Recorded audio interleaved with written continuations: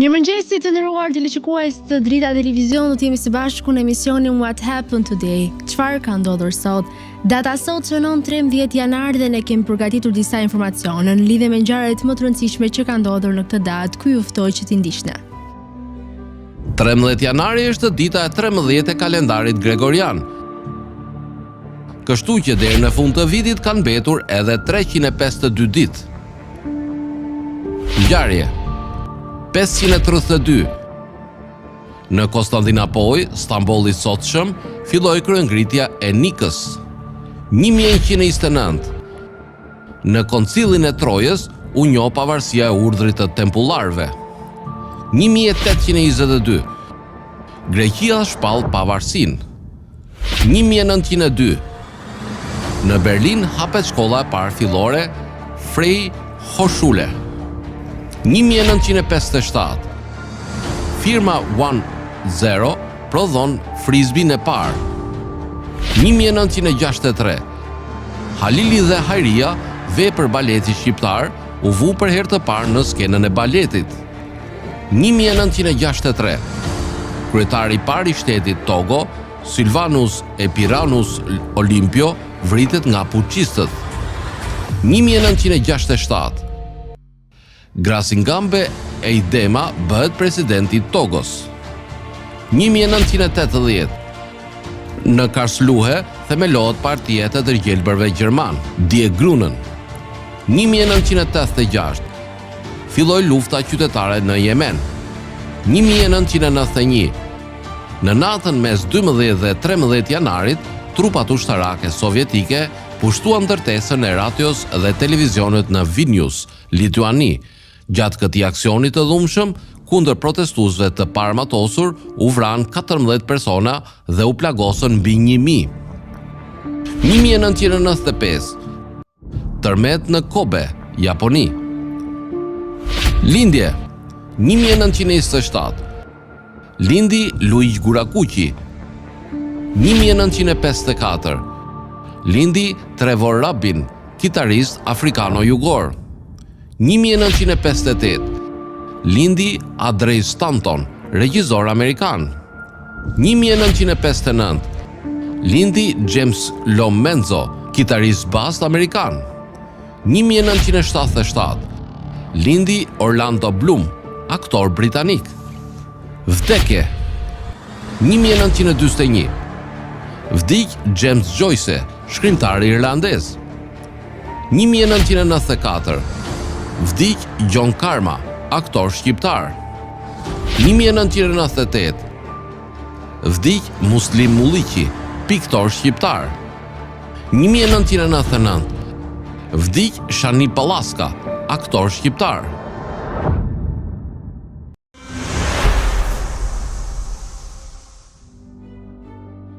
Ndërkohë kemi veçuar për ju biografinë e aktorit të njohur shqiptar John Karma, ju ftoj që ta ndiqni.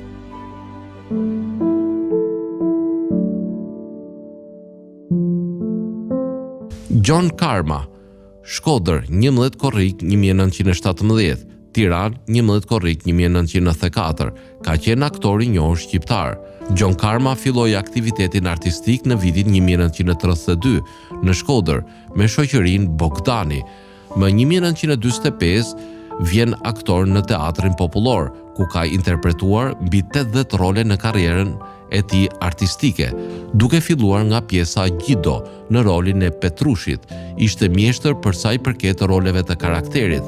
Ai ishte i prerë për role të vegjël dhe është cilësuar si aktor i madh i roleve të vegjël.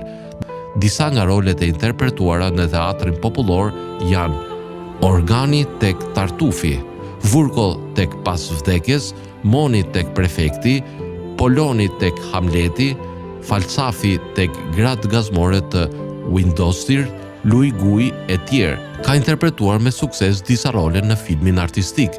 Doli në pension në 1976, por për 15 vjet rresht punoi pranë arkivit të teatrit, duke bërë një punë të mrekullueshme. Ka marrë disa çmime e urdhra. Çmimet mbante titullin Artist i merituar. Filmografia, Një djalë dhe një vajzë, 1990. Vendimi, 1984, Miqo Falli. Një natë pa dritë, 1981, nën prefekti. Qeta e vogël, 1979, Bib Kuka. Koncert në vitin 1936, 1978, kryetari i bashkisë Zoti Xhevo.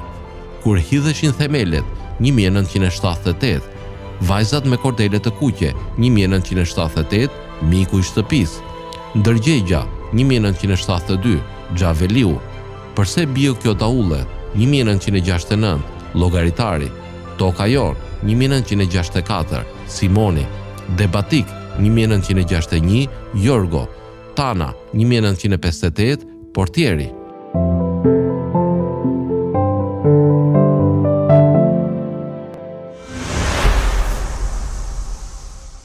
Dhe tani do të kalojmë në rubrikën kuriozitete, ku sot do të flasim për McDonald's. A e dini se si është krijuar McDonald's?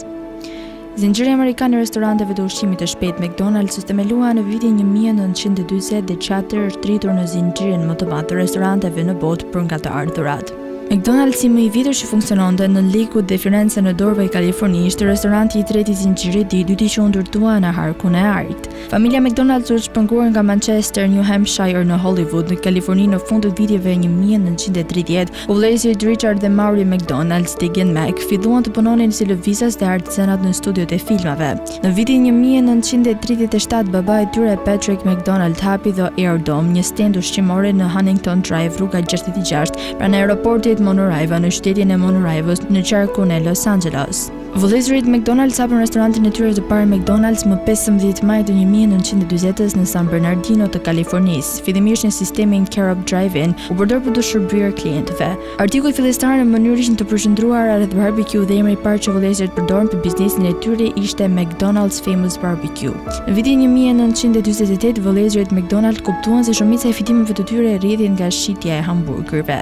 Ata mbyllën hyrjen e tyre të suksesshme në Karhupik për të krijuar një sistem të efektshëm me një menu të thjeshtë që përbëhej vetëm nga hamburger, cheeseburger, patatina, kafe, pije jo alkolike dhe byrek me moll. Në prill të vitit 1952, vëllezërit vendosën se kishin nevojë për një ndërtesë krejtësisht të re për të arritur dy synime, përmirësime të mëtejshme të efikasitetit dhe një pamje më tërheqëse. Ata mblodhen rekomandime nga një arkitekt dhe investuan të paktën 4 duke zgjedhur Stanley McClarson, cili praktikonte në Fontana aty pranë. Vëllezërit dhe Meston punuan së bashku ngushtë në projektimin e ndërtesës së re. Ata arritën efikasitetin shtesë që u nevojite, ndër të tjera duke vizatuar matit aktuale të çdo pajisje me shkumës në një fushë tenisi prapa shtëpisë së McDonald's. Në vitin 1954, Ray Kroc, një shitës i makinerive për milkshake të markës Prince Castle Multimixer, mësoi se vëllezërit McDonald po përdorin 8 nga makinat e tij në restorantin e tyre San Bernardino. Kurioziteti i tij u zgjua dhe ai fluturoi në Kaliforni për të vizituar vetë restorantin. Vëllezërit McDonald operonin 6 lokacione ekskluziviteti. Duke besuar se formula e McDonald ishte një bilet drejt suksesit, Kroc sugjeroi që vëllezërit të jepnin ekskluzivitetin në restorantet e tyre në gjithë Shtetet e Bashkuara. Vëllezërit ishin skeptik se qasja e vetëshërbimit mund të kishte sukses në klima të më të ftohta dhe me shi për më tepër. Biznesi i tyre i lulëzuar në San Bernardino dhe ekskluzivitetet që funksionojnë ose planifikohen tashmë i bën ata të hezitonin të rrezikonin një sipërmarrje kombëtare. Në vitin 1956, Ray Kroc takoi Harry J. Sanborn, një ish zëvendës presidenti i financave në Tasty Freeze, i cili ofroi një ide për të përshpejtuar rritjen dhe shkallën e investimit të operacionit të planifikuar të McDonald's të Kroc, zotronte pasurinë e paluajshme mbi të cilën do të jepeshin ekskluzivitetet e ardhshme. Kur sponsori Sanborn dhe plani i tij u ekzekutua duke formuar një kompani të veçantë, Franchise Realty Corp, të mbajtur pronat e paluajtshme të McDonald's. Kompania e re nënshkroi qyra dhe prokuroi hipoteka si për tokën ashtu edhe për ndërtesa, duke ja kaluar këto kosto të ekskluzivitetit me një rritje 20 deri në 40% dhe një depozit fillestare të reduktuar prej $950. Deri në vitin 1960, restorantet e McDonald's po fitonin $56 milion në vit. Rritja e përdorimit të automobilave në Shtetet e Bashkuara të Amerikës që erdhi me suburbanizimin dhe sistemimin e autostradave ndërshtetërore kontribuan shumë në suksesin e McDonald's. Në vitin 1961, konflikti i Krocit mbi vizionin e kompanisë me vëllezërit themelues ishte i përshkallëzuar dhe ai pyeti ata se sa para donin t'i linin plotësisht atij biznesin e tyre. Vëllezërit kërkuan $2.7 milion, të cilat Kroc nuk i kishte. Harry J. Sanborn ishte në gjendje të mbledhte parat për të dhe kërë zbleu interesat e vëllezërve themelues në kompani. Kjo blerje hodhi bazat për pozicionimin e kompanisë me një IPO dhe për ta bërë McDonald's zinxhirin më të mirë të ushqimit të shpejtë në vend. Procesi i saktë me të cilin kompania është shitur nuk dihet dhe i përshkruhet një kontroll armiqësor nga kryes të fillimit biografik të vitit 2016.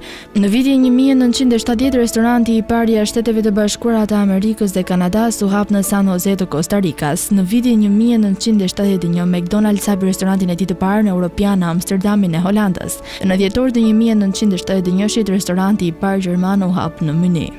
Në 1972 u themelua shoqata kombëtare e operatorëve të Black McDonald's. Herman Petty, afrikano-amerikani i parë që dha ekskluzivitetin e një McDonald's, ndihmoi në themelimin e shoqatës dhe ajo shpejt u bë përfaqësimi i zërave dhe njerëzve brenda kompanisë. Vendosjet e para të McDonald's Express u hapën në vitin 1991 dhe këto janë prototipe të shkallës më të vogël të ndërtuara zakonisht në ndërtesa të parafabrikuara ose vitrina urbane, që nuk paraqesin artikuj të caktuar të menu si milkshakes dhe quarter pounders. Në janar të 2012 kompania njoftoi se të ardhurat për vitin 2011 arritën nivelin më të lartë të gjitha kohërave prej 27 miliard dollarësh dhe 2400 restorante do të përdiqësoheshin në 1300 të reja do të hapen mbar botën. Në mesin e dekadës, restoranti filloi të fuante nga rënja e fitimeve. Si përgjigje, McDonald's filloi të ofrojë një përzgjedhje të kufizuar të menusë së tij të mëngjesit, gjatë gjithë ditës duke filluar nga viti 2015. Në fillim nisja ishte e papëlqyeshme me ekskluzivitetet që pretenduan se ndryshimet shkaktuan ngadalësimin e shërbimit. Megjithatë, plani u pagua nga CNBC, që raportoi se fitimet e 3 mujorit të katërt të kompanisë kaluan lehtësisht parashikimet e analistëve.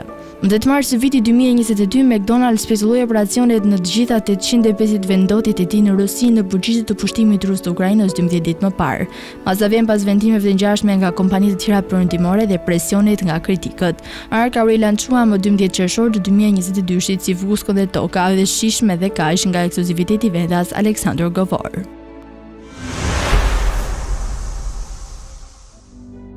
Tani të kalojmë në rubrikën Ne dhe Shëndeti. Sot kam përzgjedhur për të folur rreth vlerave ushqyese të hudhrave. Hudhra është një burim natyral i shumë ushqyesve të domosdoshëm për shëndetin e organizmit. Ajo ndihmon në mirëmbajtjen e funksionit dhe shëndetit të zemrës. Hudhra pakson gjasat e shfaqjes së tumoreve dhe lufton infeksionet. Vlerat më të mira hudhra i ofron nëse konsumohet e gjallë, sepse gatimi tjetërson të gjitha përbërësit mirëbërës të kësaj parishtheje. Ekspertët rekomandojnë ngrënien e të paktën 2 thelpinëve në dietë që të merrni përfitime të mëdha. Për një zemër më të fortë, hudhra i bën mirë zemrës. Ajo ndihmon në uljen e tensionit, të gjakut dhe kolesterolit. Për më tepër, hudhra pakson rrezikun e arteriosklerozës dhe ndihmon në funksionimin e enëve të gjakut. Përbërësit të shumë të hudhrës, siç janë alicina dhe trisulfitet, ju mbrojnë nga radikalet e lira që dëmtojnë qelizat. Alicina pengon rritjet e qelizave kancerogjene, ndërsa përbërësi tjetër i shkataron ato. Përveç kësaj, hudhra ndihmon në detoksifikimin e qelizave dhe shërben si një antioksidant kundër infeksioneve.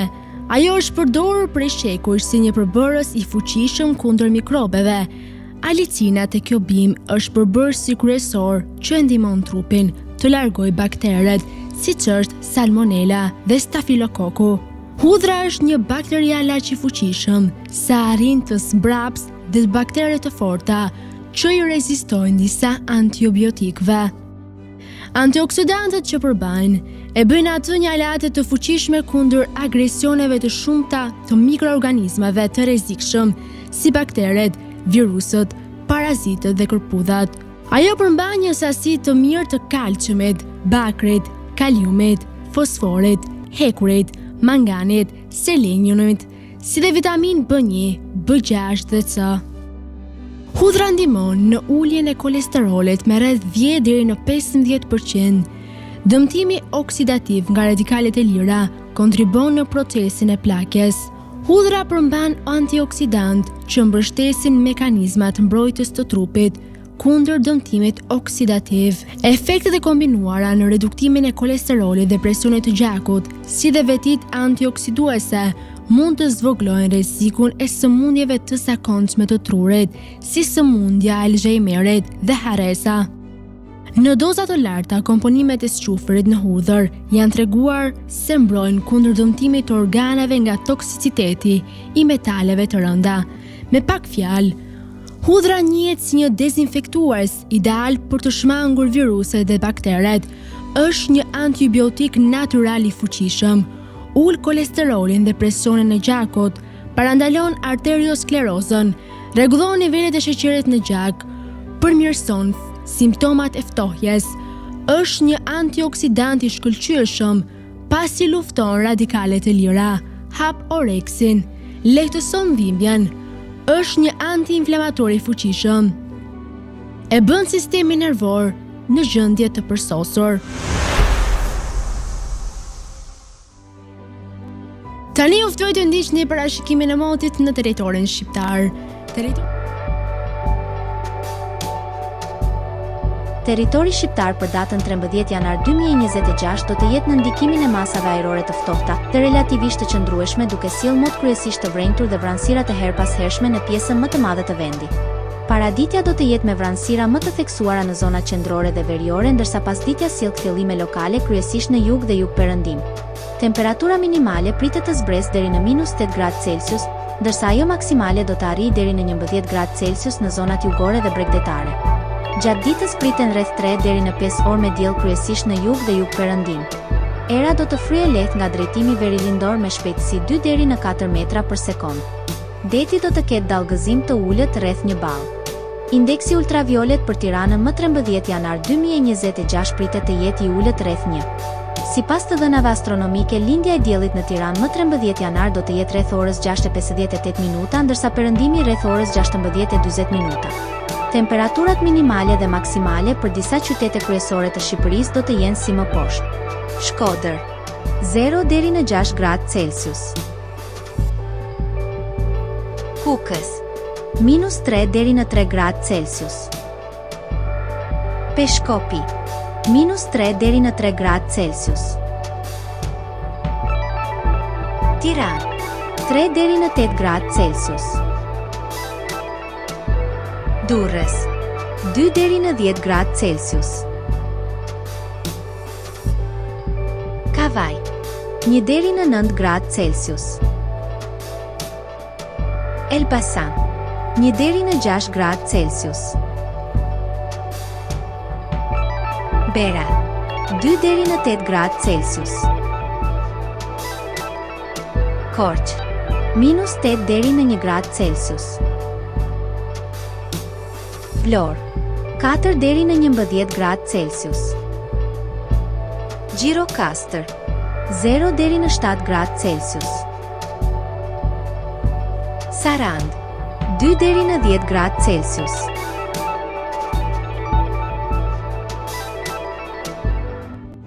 Tani ju ftoj të ndiqni parashikimin e motit në territorin e Kosovës.